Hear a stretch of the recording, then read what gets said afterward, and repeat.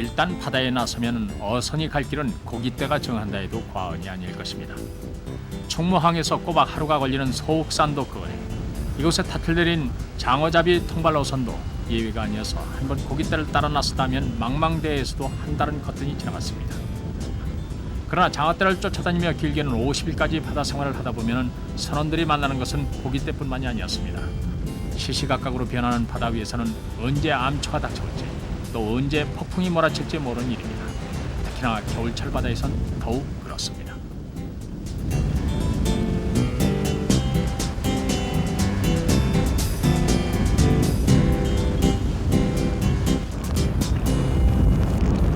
장어잡이 어선 홍영호는 폭풍을 피해서 제주도 근해에 정박하고 있었습니다.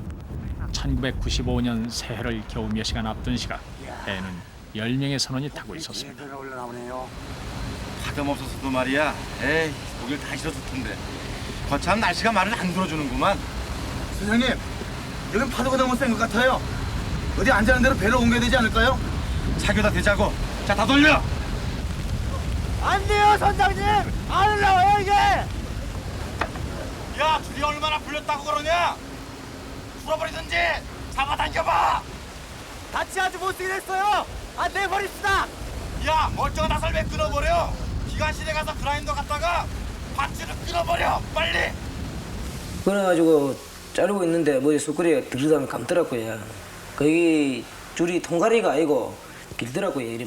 이리 길더라고요. 막에 길어가지고 그래갖고 오늘 이제 배 밑에 숟가락이 줄 밑에 있는 줄도 모르고 선장을 이제 배 가서 안 밀리기라고 하다가 그 엔진 머시로 박았는데 숟가락이 강압했어요. 강압해가지고 배가 꼼짝도 못하는 상태에서 이제. 선장은 닻을 버리지 않으면서 배를 움직여 보려 했지만 문제의 그 밧줄은 바닷속에서 스크류마저 멈추게 해버렸습니다. 지금 스크류에 뭐가 걸린 것 같아. 선생님한테 좀 빨리 얘기해. 선장님! 미끄러가 안 들어가요! 이좀 다시 해주세요! 폭풍 속에서 스크류가 멈춰버린 홍영호는 뗏목보다 나을 게 없었습니다. 배는 힘없이 파도에 휩쓸리기 시작했고 일은 거기서 그치질 않았습니다. 그래 불과 한 1, 2분 상간 떠있으니까 뒤에 암초에 가서 구공하면서 뒤 섬이 쪽에서 탕 소리 나면서 충격을 배가 자쭉 한 45도 정도 다 기울더라고요. 갑반장, 구명벌 터뜨려. 어느새 배는 암초에 부딪혀서 침몰 직전에 놓였던 것입니다. 선장이 구조 요청을 하는 동안 선원들은 구명발을 터뜨렸습니다. 비상시엔 가스가 주입되면서 불어오른 고무보트. 그리고 배에는 개인별 구명 자켓도 실려 있었는데 당황한 탓일까요? 아무도 구명 자켓을 찾아 입는 사람이 없었습니다. 단지 고무보트에 몸을 실을 생각들 뿐이었습니다.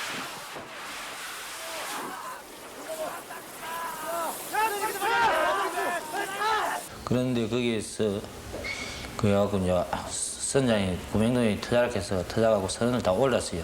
그리고 내가 선장하고 내하고 이제 늦게 올랐지요. 선을 다 올리고 했는데 그 내가 오리는 동시에서 한 1분도 안 돼서 구명 부위가 바람에 자초가 됐겠어요. 바람에 그게 하고 그냥 디비져 뺐어요.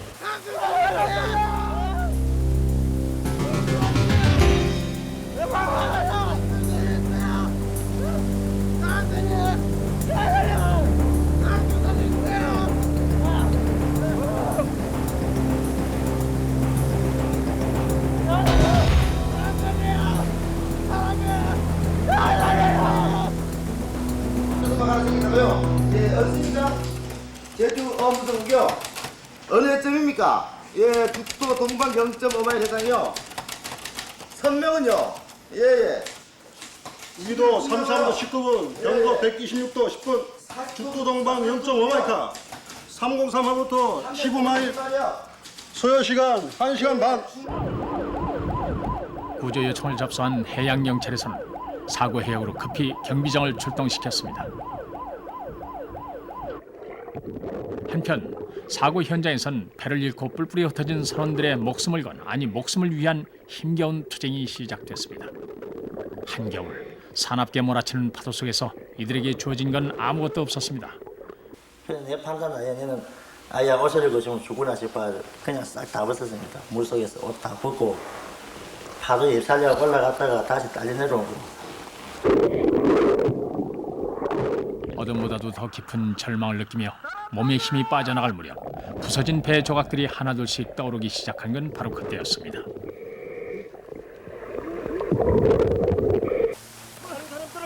전부 다 어디 갔지? 나도 모르겠어. 선원 유기생 씨와 기관장인 설명호 씨가 물칸 뚜껑을 잡고 서로 생사를 확인했습니다. 다들 어디 갔어? 선장님! 사고 지점으로 짐작되는 곳은 작은 섬들이 밀집해 있는 고산리 앞바다. 하지만 수심이 얕고 암초가 많은 탓에 경비정은 섬들의 바깥쪽, 그러니까 사고 지점으로부터는 상당히 떨어진 곳을 수색하고 있었습니다. 육지에서는 해양경찰이 사고 해역에서 가까운 고산 마을에 도착해서 주민들의 협조를 구하고 있었습니다.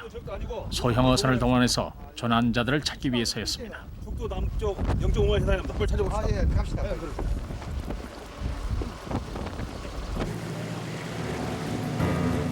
이미 몇 명의 목숨을 앗아갔을지도 모르는 폭풍 속의 바다. 고산 앞바다는 차기도를 중심으로 작은 섬들과 암초가 밀집해 있고 또 섬들 사이에서 맞부딪히는 조류 때문에 파도가 유난히 심한 곳이어서 생존자 확인과 구조 작업은 그만큼 시간을 다투는 일일 뿐만 아니라 수색 주민들에게도 위험스러운 일이었습니다. 몇 번의 사고를 만난 경험이 있었던 갑판장 정병식 씨. 그는 10명의 선원들 중엔 유일하게 구명 자켓을 입고 탈출한 사람이었습니다. 내가 바다에서 한 3시간 정도 헤맨기나 유기생이라는 이름하고 기관장하고 내가 만났어요. 어디서 만났습니까? 그 만난 거? 파도 속에서 이제 바다에서요. 헤엄치다가 이제 서리 다 만났지요. 뭐 얘기했습니까? 예, 이야기했지요. 뭐라 그랬습니까? 뭐 서리 살기 위해서 서리 이루하면서 어째도 힘을 내라 이런 이야기를 많이 했지요. 누나, 너 가만히 있지? 저기 벽까지 같이 있지? 저 다시 있다. 우리 한번 정신을 차린 유기생 씨와 설명호 씨는 어디가 어딘지도 모른 채 멀리 보이는 다른 배의 불빛을 향해 헤엄쳐가기로 했습니다. 그런데 갑자기 설명호 씨가 손을 놓치고 말았습니다. 순식간의 일이었습니다. 파도의 힘을 이기지 못한 채 손만 내줬던 그 몸짓이 유기생 씨가 본 마지막 모습이었습니다. 여기 누가 왔어? 나랑 달려! 야, 형부가 괜찮아? 한편 선원 김명복 씨와 조현복 씨 그리고 김순영 씨 이 세 사람은 암초를 붙잡은 채 간신히 몸을 의지하고 있었지만 그것도 안전하지는 못했습니다. 정신만 차리면 살 수 있다고! 그래 3명이서 이제 나가 맨 처음에 거기 파도가 와가지고 바위에 맞아가지고 올라가지고 이게 이제 이 암초께 다 이 마음에 크게 묻고 그래하고 이제 그래하고 있는 사이에 이제 파도가 다시 때려삐었어요. 때려삐가지고 한 사람이 가에 이제 떠내려가지고 손을 내미더라고. 그래 나가 형님 하면서 손을 같이 잡았어요. 땡기고 있는데 파도가 큰 게 와가지고 때려삐가지고 그 사람이 이라더라고요. 이라는 사이에 그 사람이 엄초에 맞았는가 그놈은 잘 모르겠고요. 그래 하더만은 손이 나져버렸는데 그 길로 이제 그 사람도 해명분명히 대피했어요.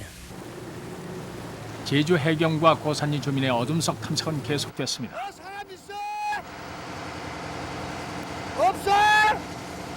사람 있어! 하지만 고산 앞바다를 손바닥 들여다보듯 하는 주민들로서도 정확한 사고 지점도 모른 채 손전등 몇 개로 바다를 수색한다는 것은 눈을 가리고 사막을 뒤지는 일이나 마찬가지였습니다.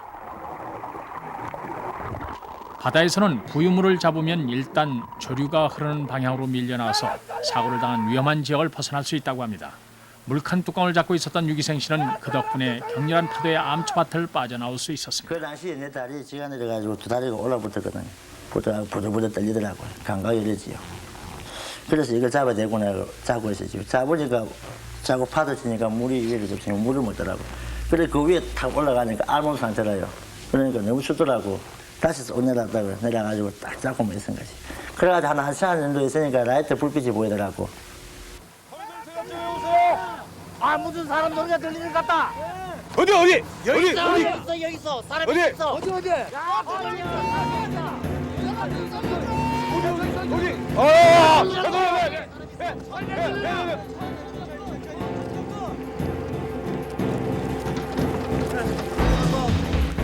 12월 31일 밤 12시경 사고로부터 4시간이 지났을 때 유기생 씨가 처음으로 주민들에 의해 구조됐습니다. 모든 것을 벗어던진 채 물칸 뚜껑에 희망을 걸었던 그였습니다.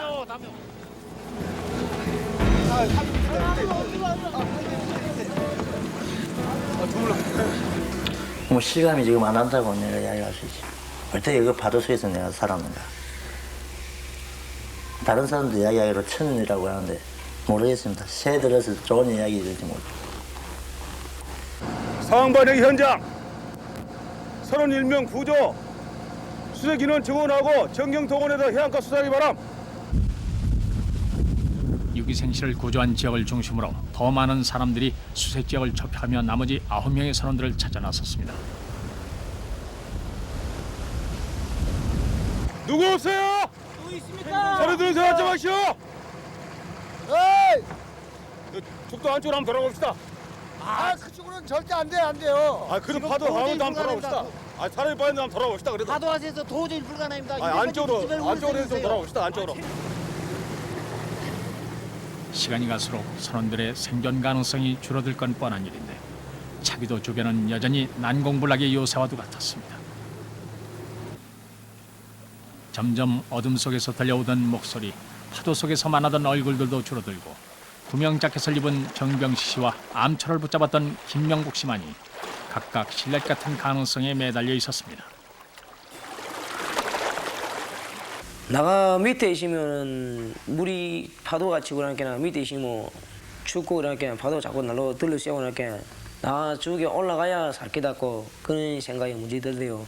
그래 나 그쪽에까지 우찌 올라가게 돼서 심정이 이제 나가 살았다는 심정이 들대요. 그래 나는 살았을게 나는 친구 이름을 막 불러십니다. 친구를 부르게 친구는 대답도 없고 그래 밤새도록 친구 이름을 부르면서 나도 지치면서 친구 이름을 부르다가 또 사람 살리라 사람도 부르다가 그래가지고 그쪽에서 밤을 새서요. 사람 없어요. 사람 없어요. 예. 아유, 오늘 밤엔 도저히 안 되겠어요. 뭐 파도 쐬고 안 되니까 내일 아침에 어떻게 해봅시다. 아, 그래도 한 바퀴만 더 돌아봅시다. 유 씨를 구조한 지 벌써 3시간. 사고 해역을 제외한 차비도 주변 바다를 몇 번이고 돌아봤지만은 더 이상의 성과도 없이 주민들은 지치기 시작했습니다.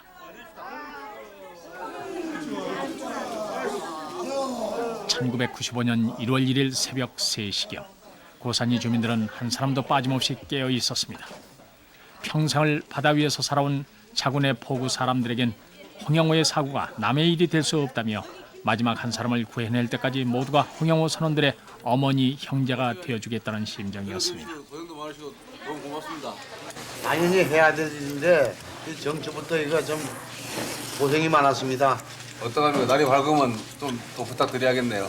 예, 당연하죠. 뭐 우리 또 나가봐야죠. 고산리 자군의 포구에도 새 아침이 밝았습니다. 그러나 마을에서는 연애와 같은 들뜬 분위기를 찾아볼 수가 없었습니다. 아직 선원들을 다 찾아내기 전엔 그럴 수가 없었던 것입니다.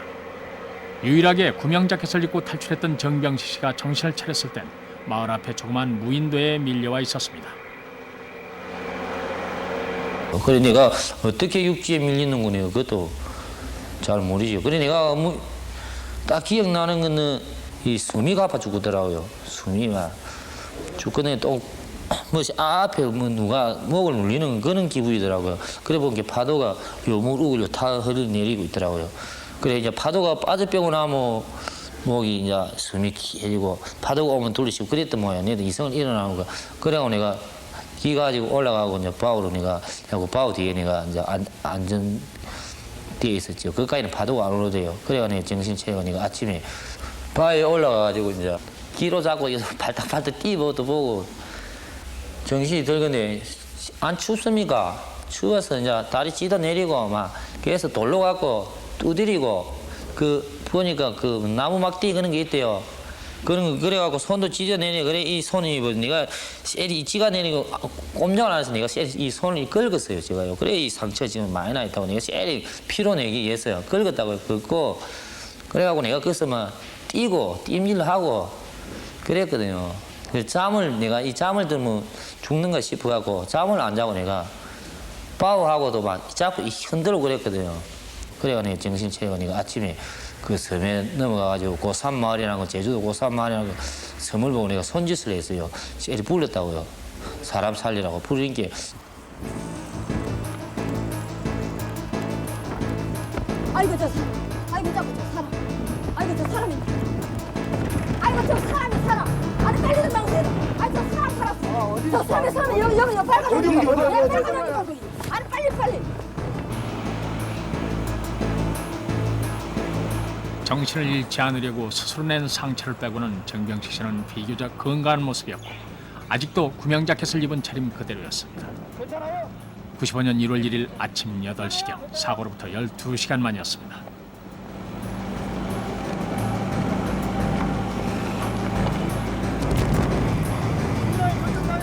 어떻게든 밤을 견뎌낸 생존자가 또 있을 것이다. 고산마을에 더 많은 어선들이 수색에 합류했습니다. 그리고 또 한 사람, 김명복 씨를 발견했습니다.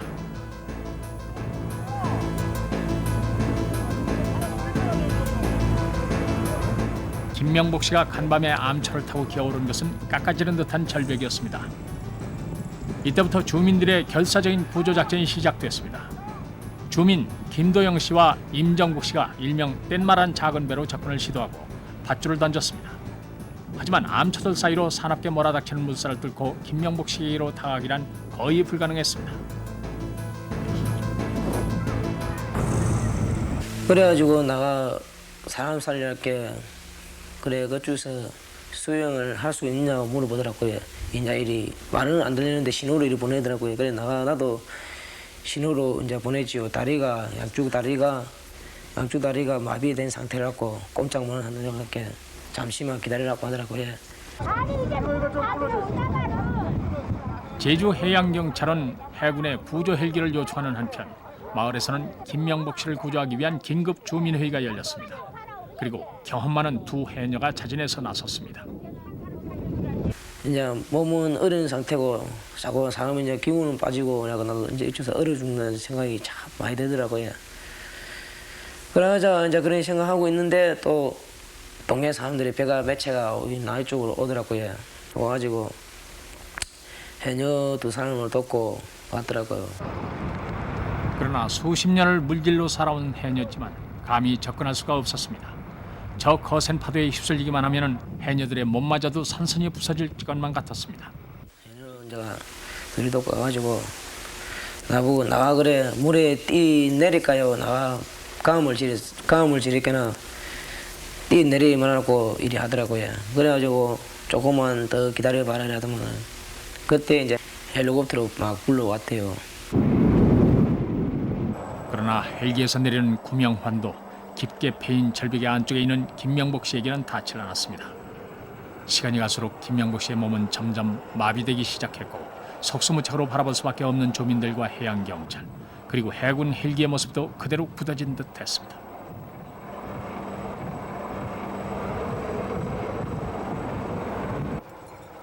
모든 방법이 실패한 후 마지막으로 119 구조대가 출동했습니다. 하지만 해난 사고에 구조대원이 투입되는 일은 흔치 않은 만큼 장담할 수 없는 일이었습니다. 이 정도 파도는 수영으로 접근이 가능하겠는데요. 야 이거 저거 불가능합니다 지금. 전혀 불가능합니다. 예. 파도가 생각보다 뭐 그렇게 높지는 않은 것 같은데. 야 이거 안 돼요 지금 이거 도저히 그냥 저희들로 힘으로서는 어떻게 해볼 수가 없습니다 지금. 그렇습니까? 예. 구조 현장에서 한 번도 물러서 본 적이 없는 대원들이었지만 이번엔 쉽지 않았습니다. 결국 국립 끝에 구조대원과 헬기요원의 합동작전을 펼치기로 했습니다.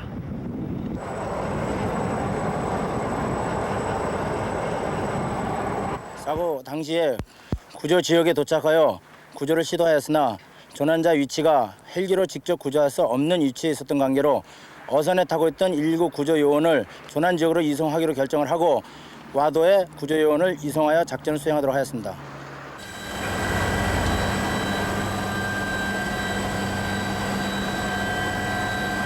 우선은 헬기에 타고 있던 해군 구조대원이 구조판을 내려서 119 구조대원을 섬의 정상으로 옮겨야 했습니다.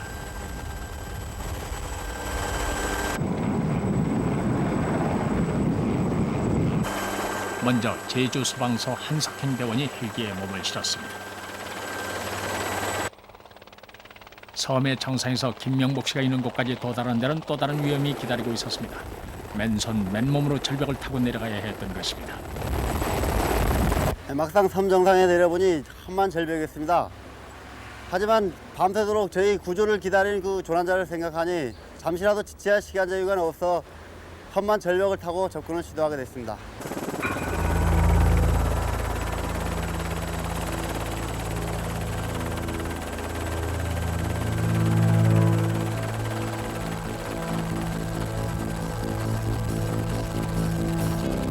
깎아지른 듯한 절벽, 발밑을 파고드는 거센 파도, 그리고 미끄러운 바위벽은 한 채의 흔들림도 용납하지 않을 기세였습니다.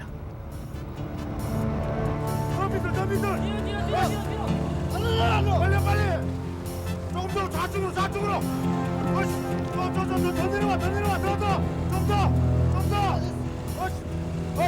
한석행 대원이 주민들의 격려를 받으면서 김명복 씨에게로 다가가고 있는 동안 고석권 대원은 2차 진입을 시도했습니다. 로프와 안전벨트, 담요 등을 한 대원에게 전달해서 김명복 씨를 안전하게 헬기로 구출할 수 있도록 돕기 위해서였습니다. 그런데 갑자기 작전에 차질이 생겼습니다. 오랫동안 선의 비행을 했던 탓에 헬기에 기름이 떨어졌던 것입니다. 섬에 남은 김명복 씨와 2명의 구조대원은 헬기가 기지에 갔다 올 때까지는 꼼짝할 수 없는 상황이 됐습니다.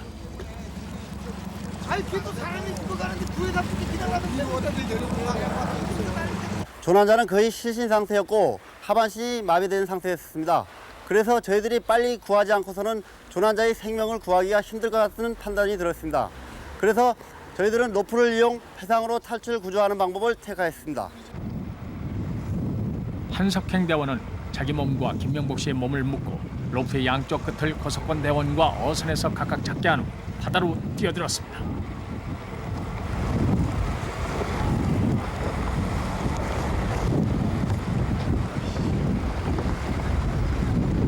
뛰내리는데 그 높은 산에서 뛰내리는데 암초에 둘이 그 사람은 머리에 맞고 나는 허리에 맞고 그냥 그쪽에서 둘이서 헤엄을 치도 헤엄이 안 되고 그래서 막 물로 묵다가 몸도 이제 깔아앉고 그래서 아이고 나가 있어 죽구나 나가 물에서 올라올 거나 거기서 나가 갖다 뭐 죽으시겠다고 그런 심정이 문제되더요.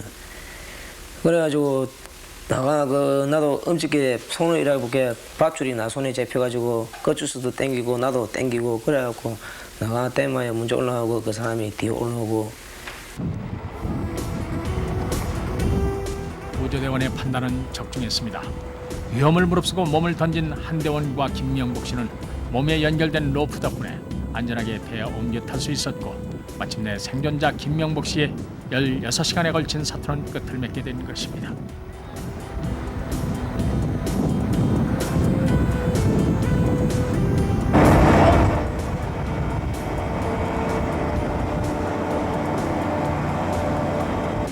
지난밤에 유기생 씨로부터 새아침엔 정경식 씨 그리고 몇 시간 후에 김명복 씨 이 세 사람은 마을 주민과 해경, 해군 그리고 구조대원의 목숨을 건 노력 덕분에 생존자로 다시 땅을 밟을 수 있게 됐습니다. 아저씨 지금 무슨 생각하십니까? 무슨 생각이잖아요. 미션으로 자. 아이고. 오케이. 자.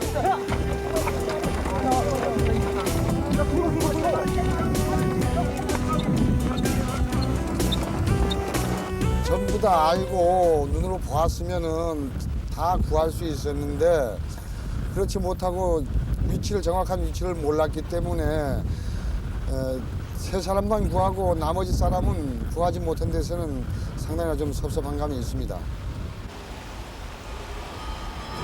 고산리 주민들에겐 3명의 생존자보다도 끝내 구해내지 못한 7명의 자리가 더 크게 남았습니다. 다시 마을의 해녀들이 총동원된 여러 날의 작업 끝에 7명의 유해가 모두 인양됐다고 합니다. 마지막 선호를 바닷속에서 찾아낸 지난 16일 고산 마을에서는 그들을 위한 위령제가 열렸습니다. 생존자를 찾아 헤맬 때처럼 주민들은 한결같은 마음으로 선원들의 혼이 남아 편히 쉬길 바라고 있었습니다.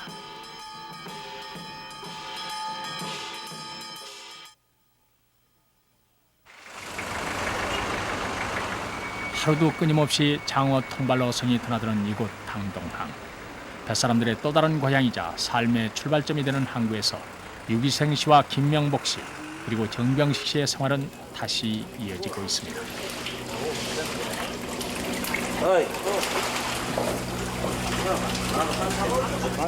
사고로부터 20여일, 아직은 배를 탈 엄두까지는 못 내고 있지만 바다를 완전히 저버리지는 못할 것이란 정병식 씨의 말엔 이유가 있었습니다. 배 타는 사람 배로 타야지. 고기 잡는 사람 고기 잡이 누가 고기 잡겠습니까? 유기생 씨가 만약 물칸 뚜껑을 잡고 부단히 헤엄치지 않았더라면, 또 정병식 씨가 당황한 끝에 빈 몸으로 물에 뛰어들었더라면 다시는 바다로 나갈 수 없게 됐을 것입니다.